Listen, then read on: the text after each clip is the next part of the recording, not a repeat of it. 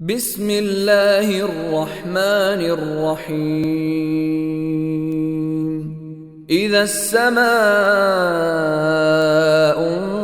انشقت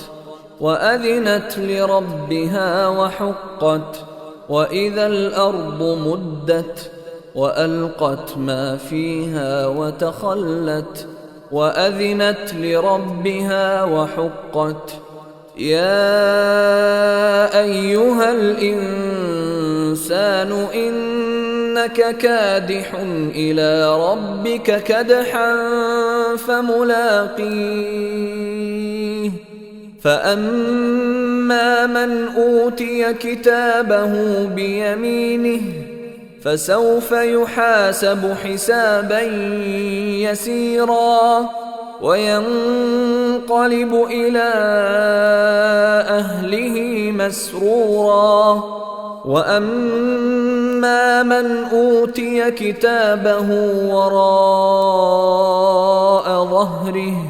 فسوف يدعو ثبورا ويصلى سعيرا إنه كان في أهله مسرورا إنه ظن أن لن يحور بلى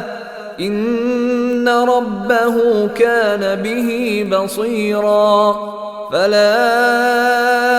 أقسم بالشفق والليل وما وسق والقمر إذا اتسق لتركبن طبقا عن طبق فما لهم لا يؤمنون وإذا قرئ عليهم القرآن لا يسجدون بل الذين كفروا يكذبون والله أعلم بما يوعون فبشرهم بعذاب أليم إلا الذين